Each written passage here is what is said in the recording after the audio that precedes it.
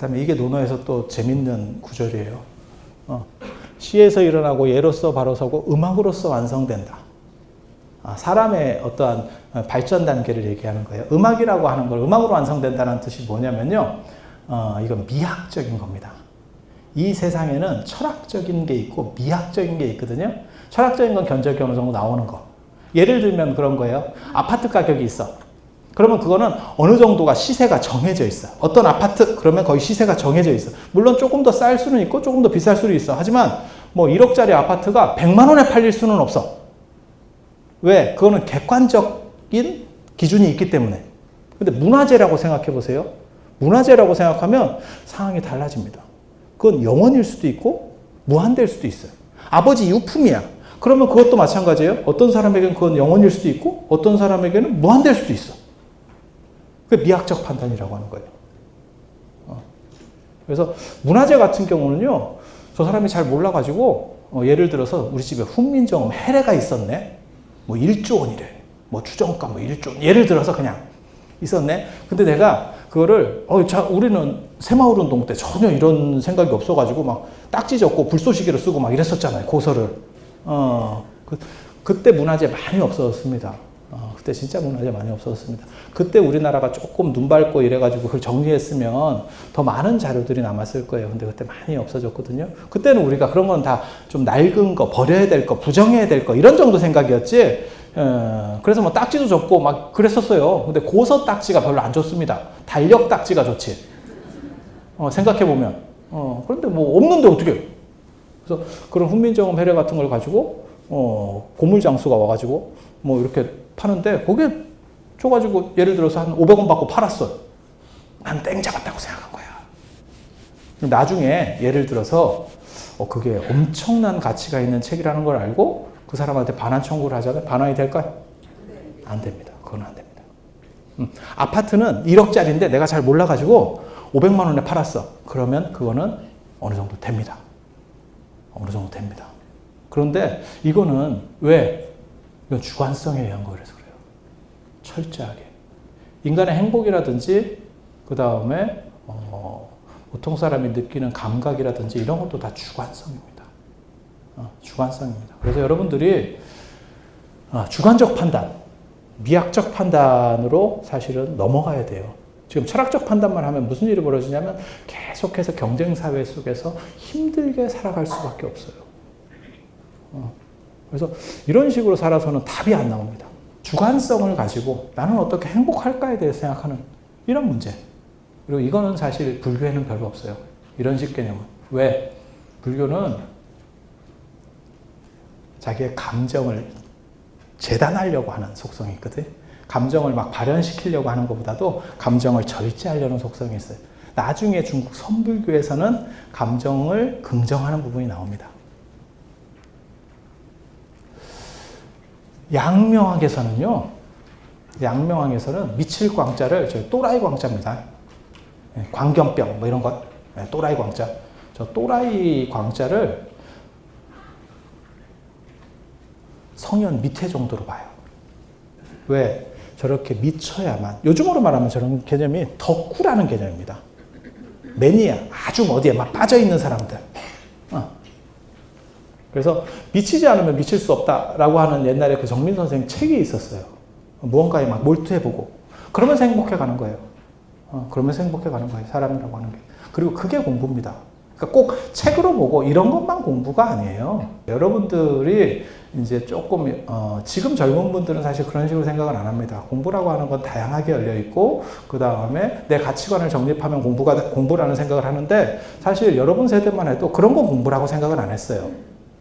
요즘 젊은 애들하고 여러분들하고 여러분 세대하고 차이점 한 가지 말씀드리면 여러분들은 해외여행 같은 거 이런 거를 막 다 간다라고 하는 거는 사람이 조금 뭐랄까 사치스럽고 즐긴다 이런 생각이 있다 라고 하면 요즘 젊은 애들은 사실 가서 어떤 경험을 사오는 거예요. 그리고 여러분들 같은 경우는 힘들게 일해서 뭐라도 좀 잘 모아서 저축해서 집이라도 한 칸 마련해 봐야겠다. 그게 여러분들 사고였었고 요즘 젊은 애들은 한 6개월 일해서 털어가지고 어디 여행을 가. 지가 막 짜서 가. 혼자서 막 짜서 모든 프로그램을 다 만들어서 그렇게 잘 짠 애들은 여행사 사장이 보고 감탄을 합니다. 이거 어떻게 이렇게 짰지? 안 가보고? 아니, 진짜. 주변에 있어요. 근데 여러분들은 무슨 생각을 하냐면, 저렇게 힘들게 벌어서 어떻게 그 돈을 저렇게 쓰지? 라고 하지만 그 안에서 배우는 게 있어요. 배우는 게 분명히 있습니다. 그래서 여러분들 같은 경우 사실 공부라고 하는 거는 어떻게 정해진 틀이 있어 라고 생각하시면 안 돼요. 내가 행복할 수 있고 나를 발전시킬 수 있고 내 가치관이 제대로 정립돼서 조금 더 여유롭게 사고에 여유로워질 수 있으면 그게 다 공부예요. 그래서 오래 사는 시대에 이제 두 가지 공부법이라고 하는 게 지금 직업을 목적으로 하는 공부 같은 경우는 은퇴하면 끝나는 거고, 그런데 그 은퇴 후에도 한 30년 이상을 지금 살아야 돼요. 그래서 뭔가 인문학적 공부를 하지 않으면 더 이상 뭐 방법이 없습니다. 왜 인문학적 공부를 해야 되느냐? 제가 개인적으로 그렇게 얘기했거든요. 벌써 한 10몇 년 전에 얘기해요. 그때 저는 인문학이 다시 부활한다라고 말했던 사람이에요. 왜? 사람이 오래 살면 현대사회 뭐 지금 4차 산업시대가 온다 뭐 이런 얘기 들어보셨죠? 그거 따라갈 수 있을 것 같습니까? 연세 드신 분들이? 못 따라갑니다. 예전 걸 가지고 그 안에서 무언가 자기가 행복하고 지혜로울 수 있는 부분들을 선택해 나가야 돼요. 너무 빠른 거는요, 변화를 쫓아갈 수가 없어요. 너무 빠른 거는. 그래서 약간 안정적으로 완만하게 바뀌어가는 거. 그러니까 똑같은 음악이라도 클래식이나 옛날에 7080 노래 같은 경우는 훨씬 더 오래 가잖아요. 지금 노래들은요, 몇 주만 지나도 노래가 다 바뀌어버려요. 그래서 조금 더 오래 가는데 초점을 맞춰서 집중해 가면 그 사람이 훨씬 더 행복할 수 있다. 그 얘기를 해드리는 거예요. 왜? 모든 것들은 내가 잘할 때 재밌는 거지, 내가 막 따라가고 있을 때, 맨 꼴찌로 막 따라가고 있을 때 재미없습니다. 재미없습니다. 그래서 내가 잘할 수 있는 것들에 좀 더 집중을 하세요. 그래서 빠르게 변화하는 시대, 인문학이 분명히 부활한다라는 생각을 했던 거고, 그 다음에 무슨 생각을 하는 거냐면, 아무리 체력 관리를 잘 하셔도 80 중반이 되면, 지금 여기에는 뭐 그렇게까지 어른은 안 계신 것 같은데, 물론 뭐 그렇게까지 어른이 여기까지 오셨으면 대단한 겁니다. 그 자체만 가지고도. 80 중반에 인문학도 무력화됩니다. 왜? 아무리 많이 넣어도 나가는 속도를 감당해낼 수 없습니다. 70이 넘고 80이 되면요, 거의 인문학적 공부 못합니다. 그런 때서는 기도하면서 살아야 돼요. 기도하면서. 자신의 내면을 잘 정리하는 쪽으로.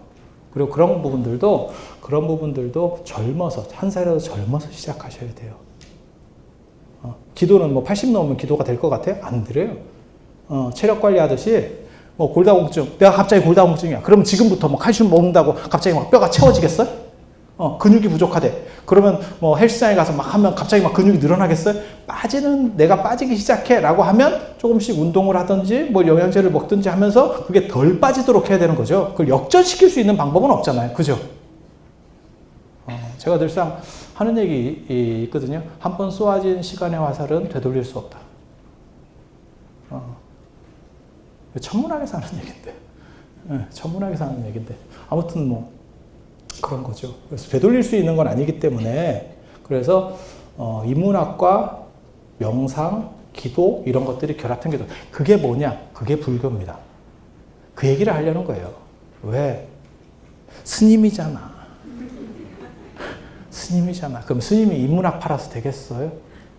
그리고 이 세상에는 자신을 수행하고 자신을 정비하면서 인문학적인 코드가 들어가는 게 유불도 3교예요. 동아시아 종교 전통만 사실 그런 부분들이 존재하고, 이슬람이나 기독교 전통에는 그게 없습니다. 그게 없습니다. 그래서 철학과에서는 기독교나 이슬람은 가르치지 않습니다. 그런 부분들은 따질 수 있는 게 아니에요. 자, 그 다음에 이제 죽을 수 없는 시대, 죽을 수 없는 시대에서 유행기와 임석기. 인도 사람들은요, 아슈라마라고 해서 학습기, 가주기, 임석기, 유행기 이렇게 4단계로 삶을 나눴다 그래요. 저건 굉장히 재밌어요. 그래서 어렸을 때는 공부를 하고 이제 결혼해서 가정생활을 이루고 그게 가주기예요. 그 다음에 숲에 가서 명상을 하고 죽을 때 돼서 떠돌아다닌대. 죽을 때 돼서 떠돌아다닐 수 있을까, 사람이? 예전에는 일찍 죽으니까. 한 40대 중반 뭐 이렇게 죽을 때는 저게 가능한 거예요. 지금은 이제 연세가 너무 드시면 어디를 못 다니죠. 80 중반 나오면요. 어디 못 다니십니다. 다니기 굉장히 어렵습니다. 그래서 저 같은 경우는 뭐라고 생각하냐면 임서기하고 유행기를 좀 바꿔야 된다. 지금 현대사회에서는. 그래서 어느 정도 연세가 돼서 한 50대 이렇게 되면 이제 많이 다니면서, 그러니까 답사도 하고, 그 다음에 여행도 하고, 이런 쪽으로 해서, 왜냐면 책 보는 건 안 보이거든요. 그 다음에 사색하는 시간. 그게 이제 저 같은 경우는 임서기. 이렇게 거꾸로 바꿨을 때 우리 인생을 그렇게 준비해야 될 것이 아니냐. 사실, 자식이 많이 케어를 해주고, 그 다음에 국가가 케어를 해주고 하면 좋겠지. 하지만 그렇게까지 해줄 수는 없어요. 그리고 설령 그렇게 해준다고 해도 행복이라고 하는 것은 쥐어지지 않는 겁니다. 결국 내가 어떻게 바꾸느냐에 달려있기 때문에